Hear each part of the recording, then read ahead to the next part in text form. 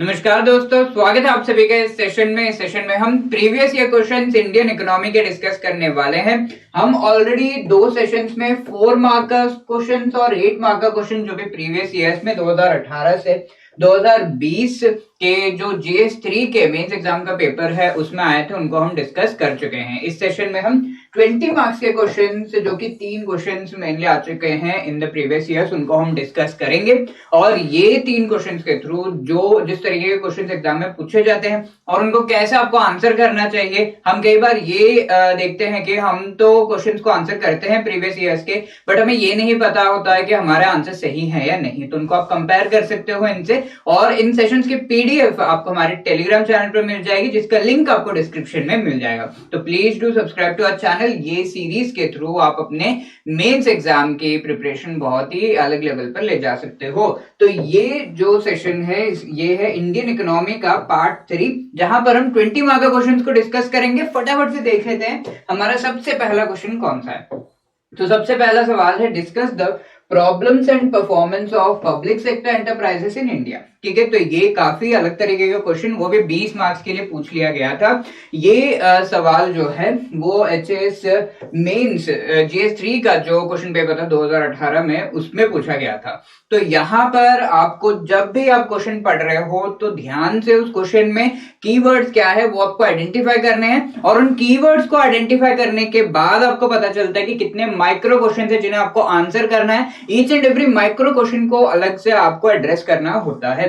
20 mark का question में बहुत ही ज्यादा जरूरी है कि सारे के सारे माइक्रो क्वेश्चन को आप अच्छे से आंसर करो। साथ में इन सारे माइक्रो जो पार्ट्स हैं, जो आंसर्स है आपके, उनके बीच में एक लॉजिकल फ्लो होना चाहिए। ये नहीं कि आपने एक आंसर किया फटाक से दूसरे पे चले। तो एक फ्लो मेंटेन करना बहुत ज्यादा जरूरी होता है। एक लाइन लिख के आप वो फ्लो मेंटेन कर सकते हो, वो भी हम देखेंगे इस सेशन में। और 20 मार्क में बहुत ही इंपॉर्टेंट एक चीज ये होती है, पहला तो हो गया जैसा कि हमने डिस्कस किया फ्लो, और ये इंपॉर्टेंट हो जाता है किस तरीके से आप अलग अलग डायमेंशंस यहाँ पर मेंशन कर पा रहे हो। क्योंकि एक लाइन का क्वेश्चन है, उसमें हम जब आंसर करते हैं तो हमें बहुत ज्यादा कंटेंट नहीं मिल पाता, और अगर आपने पहले से प्रिपरेशन नहीं कर रखी है तो अलग अलग डायमेंशंस मेंशन करना बहुत ज्यादा जरूरी है। और GS3 पेपर में स्पेसिफिकली इंडियन इकोनॉमी की जब मैं बात कर रहा हूं तो आपको बहुत ज्यादा रिपोर्ट्स, इंडेसेस, डेटा, इन सभी का यूज करना होगा, और उस डेटा का करेक्ट सोर्स कोट करते हुए आप बेस्ट और हाईएस्ट मार्क्स ला सकते हो। और 20 मार्क के क्वेश्चन में आप सबसे ज्यादा जो मार्क्स है वो खींच सकते हो, और ये बहुत ही ज्यादा इंपॉर्टेंट होते हैं। तो इनको आंसर करने के ये 3 हमारे जो है मोस्ट इंपॉर्टेंट रूल्स हम कह सकते हैं, स्पेसिफिकली GS3 के इंडियन इकोनॉमी के जो क्वेश्चन है उनको आंसर करने के लिए होते हैं। तो यही सारे हम देखेंगे हमारे इन आंसर्स में भी। पहला सवाल है, discuss the problems and performance of public sector enterprises in India. तो सबसे पहला हमारा कीवर्ड यहां पर है डिस्कस। ठीक है, डिस्कस, जब भी डिस्कशन होता है तो आप लोग सोचिए, डिस्कशन में कई सारे लोग बैठे होते हैं और अलग अलग पर्सपेक्टिव्स आपको देखने को मिलते हैं। तो जब भी डिस्कस लिखा है इसका मतलब ये है कि जिसने पेपर सेट किया है वो चाहते हैं कि अलग अलग पर्सपेक्टिव्स आप लेकर आओ, और सबसे इंपॉर्टेंट जो पर्सपेक्टिव्स है वो यहाँ पर मेंशन होते हैं कि आपको बताने हैं भाई प्रॉब्लम्स क्या है पब्लिक सेक्टर एंटरप्राइजेस में, उस पर ज्यादा ध्यान देना है। डिस्कस का मतलब है सारे पर्सपेक्टिव, सारे व्यू पॉइंट्स आपको लेकर आने हैं कि पॉजिटिव्स क्या है, प्रॉब्लम्स क्या है, सारी चीजें आपको लेकर आनी है। उसके साथ में आपको बहुत ज्यादा ध्यान देना है प्रॉब्लम्स पे और ज्यादा ध्यान देना है परफॉर्मेंस पे। ठीक है, तो पहला हमारा कीवर्ड हो गया डिस्कस। प्रॉब्लम्स, परफॉर्मेंस, किसके बारे में हमें लिखना है? Public sector enterprises. एक और कीवर्ड है वो है इंडिया। ठीक है, आप इंडिया से बाहर ना चले जाएं, तो आपको ये जो कीवर्ड्स है उनको आइडेंटिफाई करना, ऑलमोस्ट पूरा का पूरा क्वेश्चन ही कीवर्ड है, बट यस इन सभी को 5 जो पार्ट्स है आपके आंसर में दिखने चाहिए। ठीक है, तो ये आपको ध्यान में रखना होगा। डिस्कस जो है पूरे आंसर में जो फ्लो है उसके लिए है। इंडिया हमारा जो कॉन्टेक्स्ट है उसको नैरो करता है। ये 2 कीवर्ड्स तो हमें ध्यान रखने पूरे आंसर में। अब इस आंसर में सबसे पहले हमें बताना है कि पब्लिक सेक्टर एंटरप्राइजेस क्या है। तो देखा हमने कि किस तरीके से क्वेश्चन को भी हम अलग अलग जो है वे में डिवाइड करके पूरा उसको डायमेंशनलाइज करके हम तब आंसर जब लिखते हैं तो हमारा बहुत ही बढ़िया आंसर बनता है। तो पब्लिक सेक्टर एंटरप्राइजेस होते क्या है भाई, वो सबसे पहले हमें बताना है। इसके बाद हम लिखेंगे इसके परफॉर्मेंस के बारे में। ठीक है, ऑल्दो यहाँ पर प्रॉब्लम्स पहले पूछे गए फिर परफॉर्मेंस पूछा जा रहा है, हम पहले परफॉर्मेंस बताएंगे, ताकि परफॉर्मेंस जब हम बता रहे हैं इसमें सारे डायमेंशंस इंक्लूड होते हैं, जहां पर इन एंटरप्राइजेस ने बहुत ही अच्छा परफॉर्म किया है और नहीं परफॉर्म किया है। तो जैसे जैसे आप परफॉर्मेंस बताते जाओगे, जहां पर इन्होंने अच्छा नहीं परफॉर्म किया है उसके थ्रू प्रॉब्लम्स क्या है वो उभर कर बाहर आने लगते हैं, और इसके परफॉर्मेंस के एंडिंग में आप प्रॉब्लम लिखोगे। ठीक है, तो ये क्वेश्चन है जिसके थ्रू हमें पता चलता है कि जो भी सीक्वेंस क्वेश्चन का हो, आप एक लॉजिकल सीक्वेंस अपने हिसाब से डेवलप कर सकते हो और आप आंसर कर सकते हो। ये होता है प्रैक्टिस से। ठीक है, तो आपको प्रैक्टिस करनी है आंसर राइटिंग की, और ये बहुत ही बढ़िया जो है इन सेशंस के थ्रू आपको बहुत ही बढ़िया एक तरीका मिल रहा है, जिससे आपको आंसर राइटिंग की जो कला है, जो आर्ट है, वो भी समझ में आ रहा है, और स्पेसिफिकली जो अलग अलग सब्जेक्ट्स के आंसर उनको कैसे आपको जो है अटेम्प्ट करना है वो भी समझ में आ रहा है।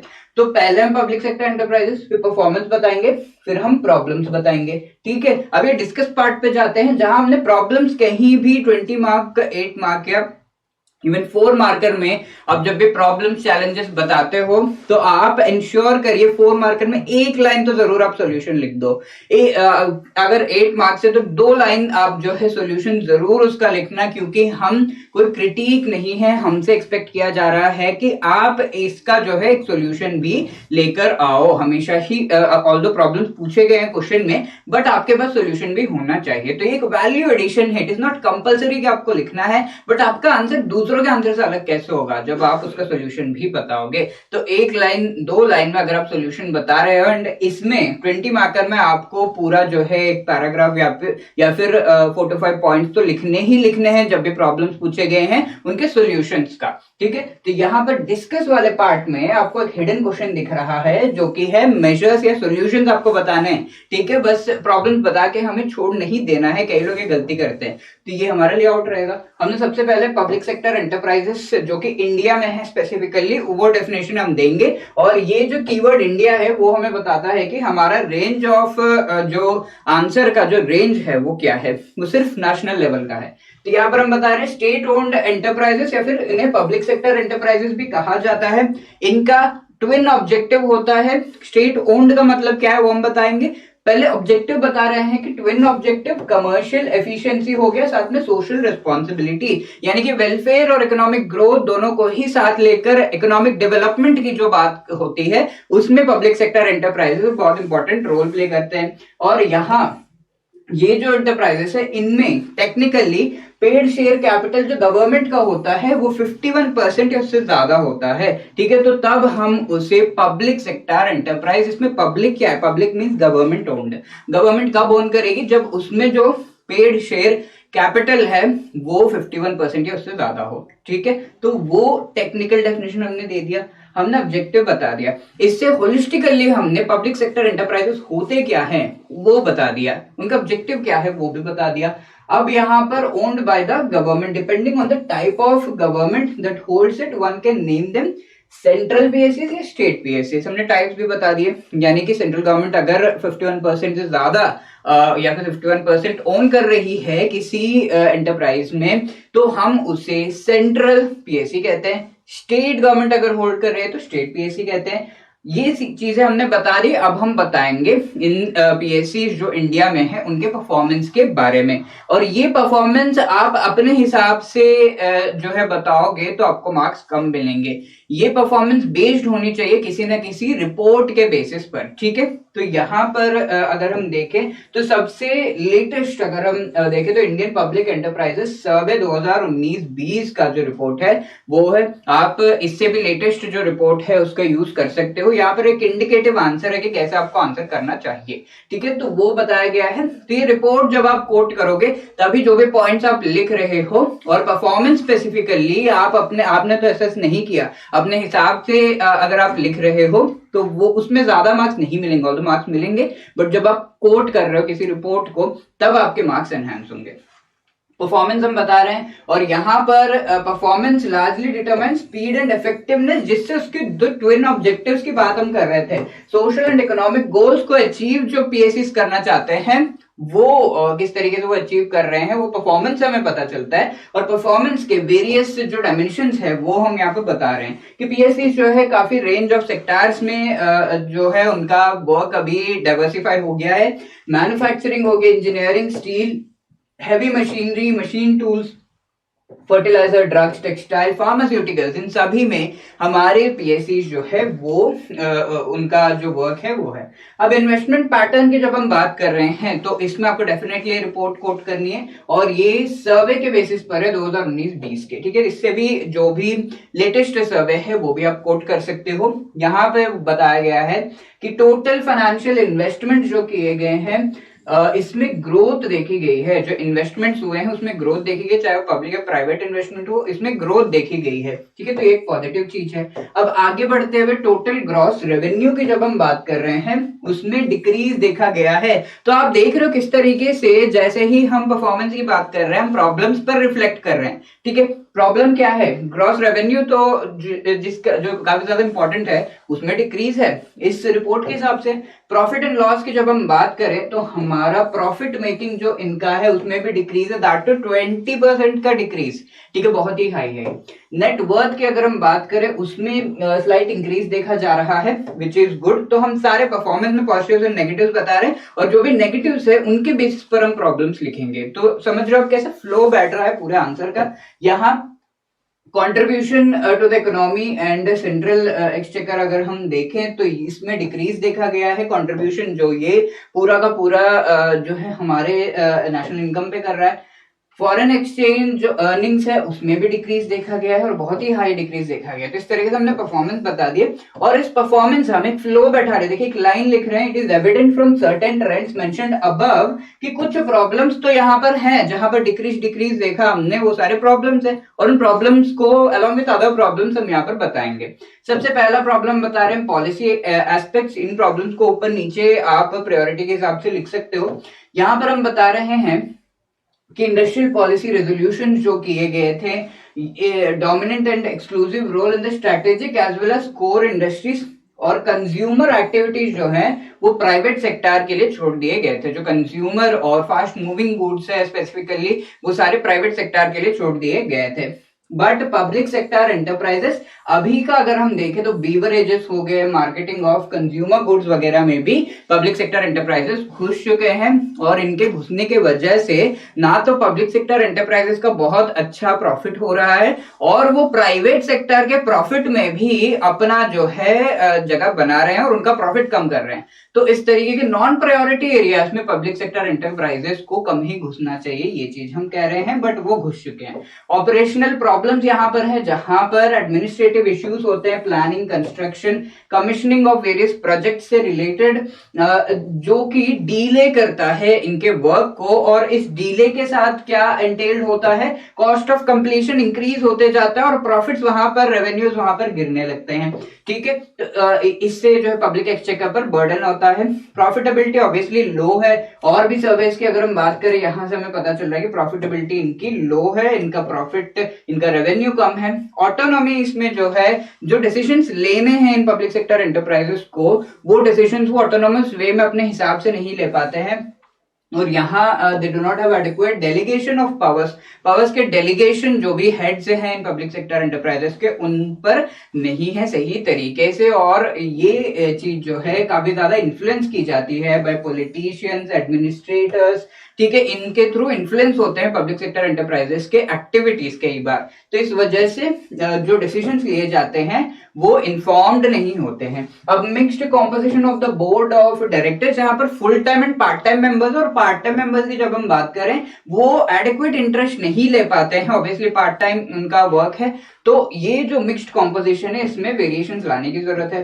प्रॉपर फाइनेंशियल मैनेजमेंट नहीं है बिकॉज स्किल सेट जो है, जो भी हेड्स हैं उनकी उतनी अच्छी नहीं है और यहाँ पर जो मैन पावर है उसमें भी कमी देखी जा रही है इन एरियाज वेयर रिक्वायर्ड, और कई पब्लिक सेक्टर एंटरप्राइजेस में एक्सेस अनस्किल्ड मैन पावर भरी हुई है। तो ये चीजों पर ध्यान देना है कि मैन पावर का बैलेंस कैसे हम करें और अंडर यूटिलाइजेशन ऑफ कैपेसिटी, जहां पर कैपेसिटी है बट यूटिलाइजेशन उसका सही से नहीं हो रहा है, लेट्स से टाइम टाइम हो गया, कई सारे लोग आप देखते हो कि टाइम वगैरह जो है बर्बाद करते हैं, काफी ज्यादा समय लेते हैं इन एंटरप्राइजेस में चीजों को करने के लिए, वो चीज जो है इश्यू है।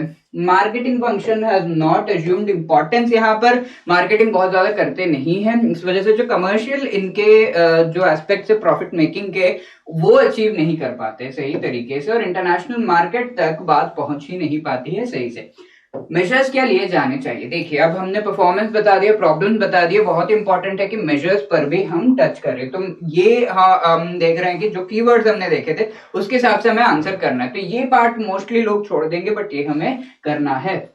हम यहाँ पर इनिशियली ही बता दे रहे हैं कि ये सारे जो मेजर्स है they are on the basis of parliamentary committees administrative reforms commission के जो डिफरेंट रिकमेंडेशंस, उनके बेसिस पर ये मेजर्स हम बता रहे हैं, अपने हिसाब से नहीं।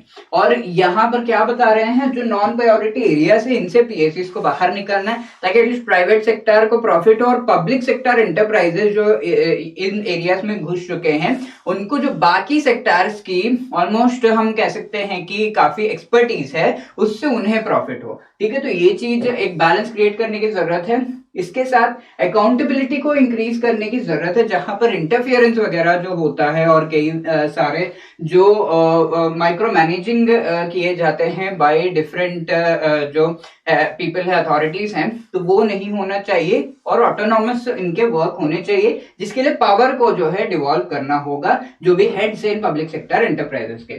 फाइनेंशियल मैनेजमेंट को इंप्रूव करना है। एस्टिमेट्स कमिटी 20th रिपोर्ट जो सेकंड लोकसभा की थी, तो उन्होंने कहा था toning of the efficiency of public sector undertakings, जिसमें परफॉर्मेंस कम प्रोग्राम स्टेटमेंट को इन्हें जारी करना चाहिए हर एक बजट ईयर में। साथ में इनकी जो इंटरनल ऑडिट है उसमें बेटरमेंट होना चाहिए, ऑडिट बेटर होगा तो फाइनेंशियल मैनेजमेंट बेटर होगा, ताकि क्योंकि ऑडिट से हमें पता चलेगा कि क्या इश्यूज हैं फाइनेंशियल मैनेजमेंट में।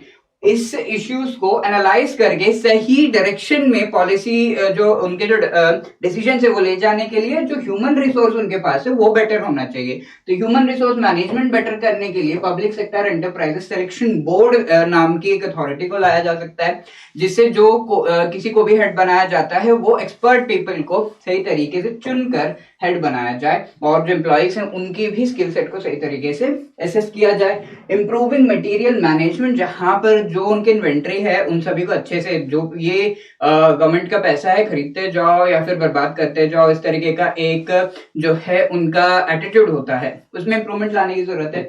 बेटर मार्केटिंग टेक्निक, जहां पर मार्केटिंग पर इन्हें ध्यान देना है। रिकमेंड द जो कमिटी ऑन पब्लिक अंडरटेकिंग्स है, इसके द्वारा रिकमेंड किया गया कि सेंट्रलाइज्ड मार्केटिंग सेटअप होना चाहिए। स्पेशलाइज्ड प्रोडक्ट जो है उन्हें नेशनल इंटरनेशनल मार्केट में जो है इसे बहुत ज्यादा मार्केटिंग करने की जरूरत है।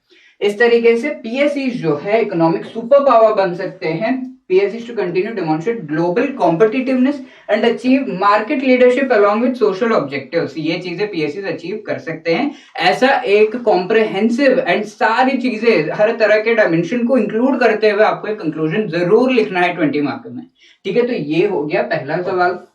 दूसरा सवाल हम यहाँ पर देख रहे हैं, what are the various functions of NITI Aayog, evaluate the performance of NITI आयोग, यहाँ पर ये पूछा गया है। ठीक है, तो यहाँ आप क्वेश्चन में देखकर ये समझ सकते हो कि नीति आयोग से रिलेटेड ये क्वेश्चन है, इकोनॉमिक प्लानिंग से रिलेटेड ये क्वेश्चन है। यहाँ इस ये क्वेश्चन ऑलरेडी दो पार्ट्स में डिवाइडेड है।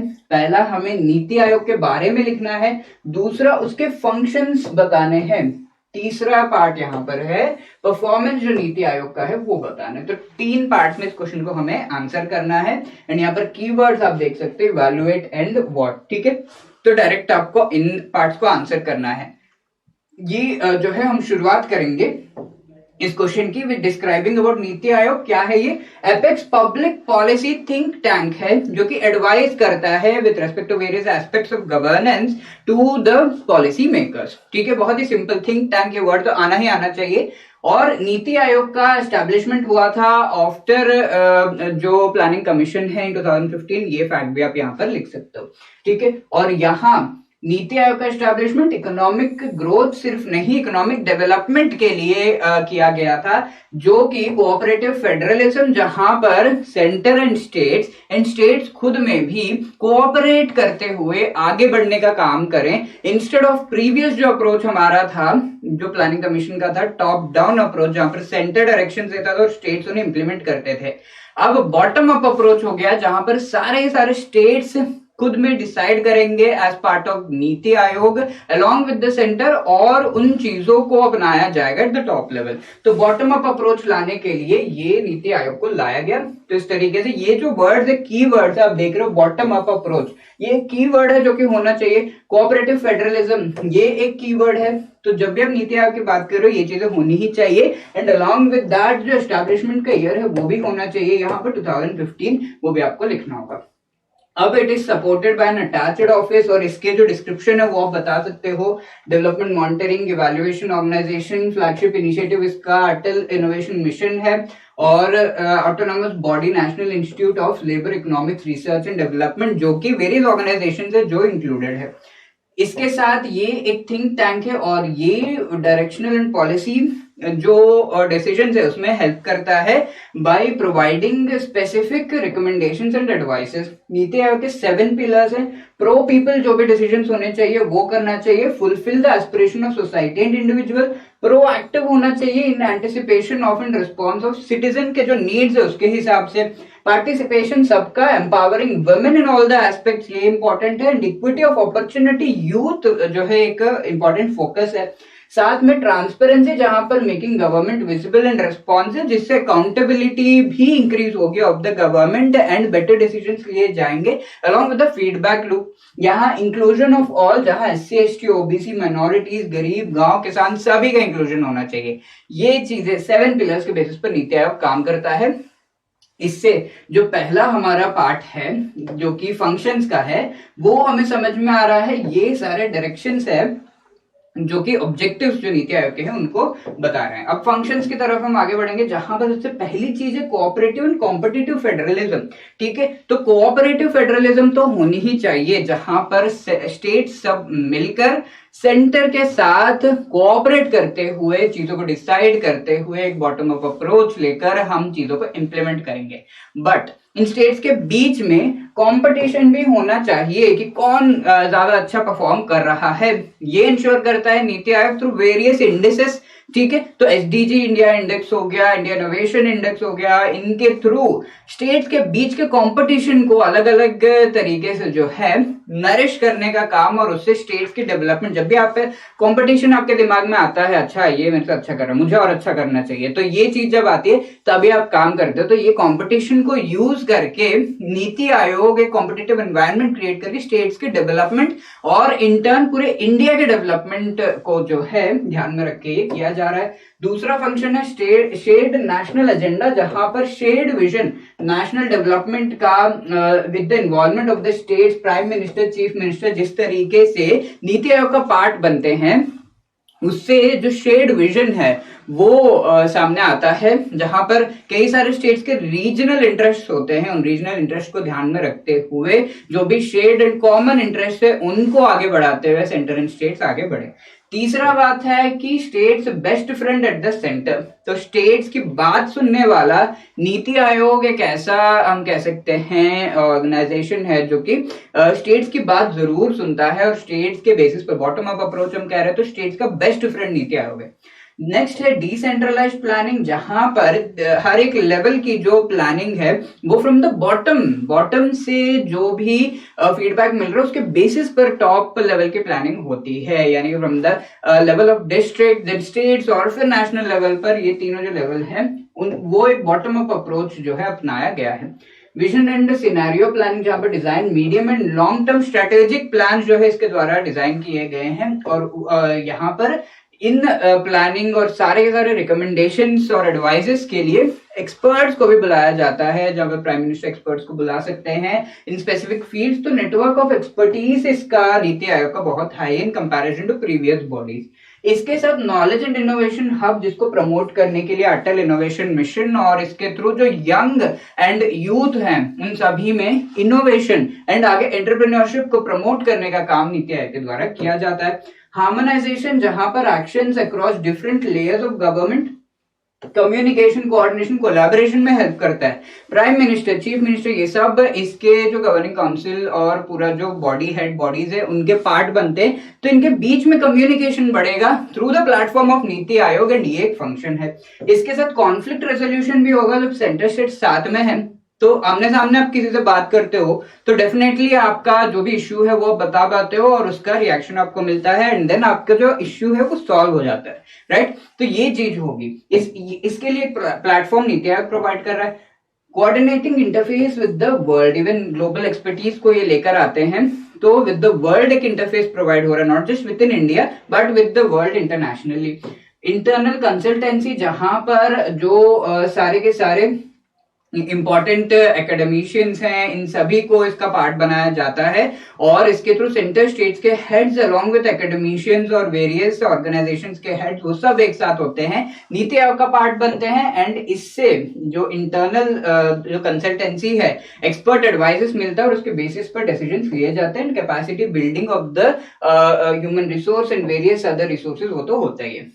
अब नीति आयोग हम कह सकते हैं कि not just think tank but also provides wide range of functions, और इस फंक्शंस को इंप्लीमेंट किस तरीके से किया गया वो हमें परफॉर्मेंस से पता चलेगा। तो हम परफॉर्मेंस देखते हैं। गवर्नेंस में इंप्रूवमेंट हुई है, जहां पर एक्सपर्ट एडवाइस है और कोऑपरेटिव फेडरलिज्म की हम बात कर रहे हैं, तो बॉटम अप अप्रोच इन सभी के थ्रू गवर्नेंस में इंप्रूवमेंट तो होगा ही। परफॉर्मेंस असेसमेंट जो किया जाता है, इसके बेसिस पर बेटर और इन्फॉर्म डिसीजन लिए गए हैं। For example resource management composite water management index जो है उसके थ्रू, एक्सपोर्ट प्रिपरेटनेस इंडेक्स हो गया जिसके थ्रू एक्सपोर्ट जो है और करंट अकाउंट डेफिसिट वगैरह में कमी, इंडिया इनोवेशन इंडेक्स के थ्रू एंटरप्रेन्योरशिप स्टार्टअप्स को प्रमोट किया जा रहा है। इनोवेशन को सपोर्ट करने के लिए अटल इनोवेशन मिशन है। तो ये सारी चीजें आपको मेंशन करनी है जो नीति आयोग लेकर आया और इसके बेसिस पर परफॉर्मेंस इन फील्ड्स में बेटर देखी गई है। Welfare of the people through school education quality index, health index वगैरह से जो पीपल का वेलफेयर, एजुकेशन, हेल्थ और वेरियस अदर डेवलपमेंट सेक्टर्स में देखा गया। ओके, ऑल्दो ये सारी चीजें कुछ ऐसे जो है इश्यूज है उन पर नीति आयोग को और भी काम करना चाहिए। लाइक यहाँ पर हम कह सकते हैं कि इन्वेस्टमेंट्स को और किस तरीके से लाया जाए, पॉवर्टी एलिविएशन, रिड्यूसिंग इनइक्वालिटी, इन पर और स्पेसिफिक ध्यान देना चाहिए। But with all of this NITI Aayog has been doing the best work, ये चीज आप जो है एट द एंड लिखोगे। अब आगे बढ़ते हैं towards the third and last question of Indian economy. यहाँ पर पूछा गया है discuss the objectives and outcomes of skill India mission. तो सबसे पहला हमारा कीवर्ड है स्किल इंडिया मिशन। अब तो आप समझ गए होंगे अब तक। अब है दूसरा ऑब्जेक्टिव्स और तीसरा है आउटकम्स। ठीक है, तो ये सारी चीजें अलॉन्ग विद डिस्कस जो कि हम एट द एंड कंक्लूड अच्छे से करेंगे इसको। स्किल इंडिया मिशन 2015 में लाया गया था इंडिया को आत्मनिर्भर बनाने के लिए उस डायरेक्शन में by Indian prime minister, right. ये ऑब्वियसली जिस तरीके से नाम हमें समझ में आ रहा है स्किल डेवलपमेंट के प्रोग्राम्स को प्रमोट करने के लिए है, और ये curriculum based skill training and उन्हें स्किल ट्रेनिंग दी जाएगी, उन्हें सर्टिफाई किया जाएगा, वो सर्टिफिकेट वो आगे ले जाकर एम्प्लॉयमेंट पाएंगे। ठीक है, तो ये पूरा साइकिल है वो चीज हमने बहुत अच्छे से एक्सप्लेन कर दी। Through various schemes and initiatives under skill India mission ये किया जा रहा है, इनकॉर्पोरेटिंग स्किल बेस्ड लर्निंग। अब ऑब्जेक्टिव्स क्या है वो हम यहाँ पर बता रहे हैं। Aims to develop practical skills which are required in the industry. ठीक है, इंडस्ट्री में जो स्किल्स चाहिए वो उनको डेवलप करना जरूरी है। स्किल डेवलपमेंट के लिए ट्रेनिंग जरूरी है, वो ट्रेनिंग अलग अलग स्कीम्स के थ्रू स्किल इंडिया मिशन के तहत दी जा रही है।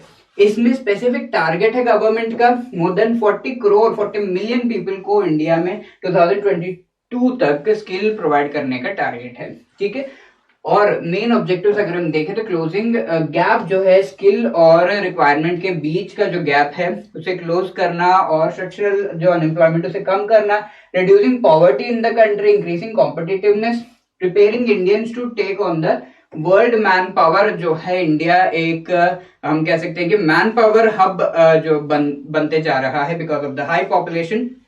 उसमें और भी अच्छे तरीके से आगे बढ़ना, diversifying the existing skill development programme जो है उसे डाइवर्सिफाई करना, जो कॉम्पिटेंसीज एक्चुअल है पीपल के उनको आइडेंटिफाई करके उस फील्ड में उन्हें स्किल प्रोवाइड करना, ऑफरिंग अपॉर्चुनिटीज, जो स्किल प्रोवाइड कर चुके हैं उन्हें और अपॉर्चुनिटीज प्रोवाइड करना, उनको लिंक करने का बहुत इंपॉर्टेंट वर्क होता है, वो भी इस मिशन के थ्रू किया जाएगा। Better and active engagement of social partners, building a strong public private partnership, जहां पर जो पीपल एम्प्लॉयड हैं उनके जो है उनके थ्रू और public private partnership skill development में जो है वो फॉस्टर करना और उन्हें बढ़ाने की जरूरत है। जहां पर लेट से एक स्कीम में कोई प्राइवेट एजेंसी है वो स्किल प्रोवाइड कर रही है तो ये पार्टनरशिप होगी, तो इन्हें बढ़ाने का भी काम इस मिशन के थ्रू किया जा रहा है। यहाँ पर हम कह सकते हैं कई सारे अलग अलग तरीके के स्किल्स जो है प्रोवाइड किए जा रहे हैं। अप्रेंटिसशिप ट्रेनिंग जहां पर है जो कि इंडस्ट्री लेवल स्किल जो है एकदम से ट्रेनिंग दे और इंडस्ट्री में उन्हें जॉब मिले, तो इस तरीके से अप्रेंटिसशिप जो है वो किया जा रहा है, या फिर किसी इंडस्ट्री में अप्रेंटिस बन गए। टेक्निकल इंटर्न ट्रेनिंग प्रोग्राम, इस प्रोग्राम के through transfer of skills, technology and expertise among the participating countries in thereby assist in developing human resources, तो जो डिफरेंट कंट्रीज के बीच है इंटरनेशनल लेवल पर ये किया जा रहा है। ऑनलाइन स्किलिंग, जहां पर ई स्किल यानी कि ऑनलाइन स्किल्स को बढ़ाने की जरूरत है, डिजिटल लिटरेसी को बढ़ाने की जरूरत है, वो सब भी इसके थ्रू किया जा रहा है। वेरियस स्कीम्स को इम्प्लीमेंट किया जा रहा है, जहां पर प्रधानमंत्री कौशल विकास योजना, प्रधानमंत्री युवा योजना, संकल्प, ये सारे जो है इम्प्लीमेंट किए जा रहे हैं अंडर दिस मिशन। तो हमने देख लिया ऑब्जेक्टिव्स, अब आउटकम्स क्या है, क्या क्या किया गया है, इन स्कीम्स को इम्प्लीमेंट किया गया है। इसके डिफरेंट आपके जो है 2.0 2020 तक जो कौशल विकास योजना था उसमें इतने करोड़ जो है वो खर्च किए गए। थोड़े आपको फैक्ट्स लिखने पड़ेंगे क्योंकि आउटकम्स पूछे गए। संकल्प की अगर हम बात करें तो इसमें जो टोटल कॉस्ट है इतना किया गया था एंड वेरियस ट्रांचेस में ये गया था और ये स्किल प्रोवाइड करने में काफी ज्यादा सक्षम रहा है। वेरियस पोर्टल्स को लॉन्च किया गया, फॉर एग्जांपल जो सक्षम पोर्टल है इसे लॉन्च किया गया है, जो मैपिंग है स्किल्स ऑफ श्रमिक के जो ऑलरेडी स्किल्स है और जो प्रोवाइड किए जा रहे हैं उनको मैप किया जा रहा है सो दैट एरियाज के बेसिस पर इंडस्ट्री के साथ कनेक्ट किया जा सके और पीपल को उस के हिसाब से स्किल प्रोवाइड किया जा सके। कई एमओयूज को साइन किया गया है जहां पर स्किल प्रोवाइड करने के लिए 2021 में यूनियन कैबिनेट ने MoU between India and Japan international MoUs sign किए हैं। इसके साथ अवेयरनेस जनरेट किया गया है थ्रू वर्कशॉप जो कि अलग अलग रीजन्स और एग्जांपल नॉर्थ ईस्ट स्टेट्स में ये किया गया है, राइट। तो इस तरीके से हम आउटकम्स हमने बता दिए और ये हम कह रहे हैं कि स्किल इंडिया मिशन इस डायरेक्शन में जहां पर यूथ को स्किल प्रोवाइड करके उनके लाइवलीहुड को प्रमोट करते हुए उसको जो उससे इंक्लूसिव ग्रोथ के तरफ किस तरीके से आगे लेकर जा रहा है वो हम देख रहे हैं स्किल इंडिया मिशन के थ्रू और वो हमने सेम थिंग लिख दिया है इन द कंक्लूजन। तो इस तरीके से ब्रॉडर पर्सपेक्टिव जो है उसके तरफ आपको लेकर जाना है अपने आंसर को थ्रू द कंक्लूजन और सारे जो स्टेक होल्डर्स हैं उनके बारे में आपको कंक्लूजन में मेंशन करना है। तो इस तरीके से इन क्वेश्चंस को आप आंसर कर सकते थे। इंडियन इकोनॉमी के जो भी प्रीवियस ईयर क्वेश्चन थे सारे हम डिस्कस कर चुके हैं इन दीज 3 सेशंस।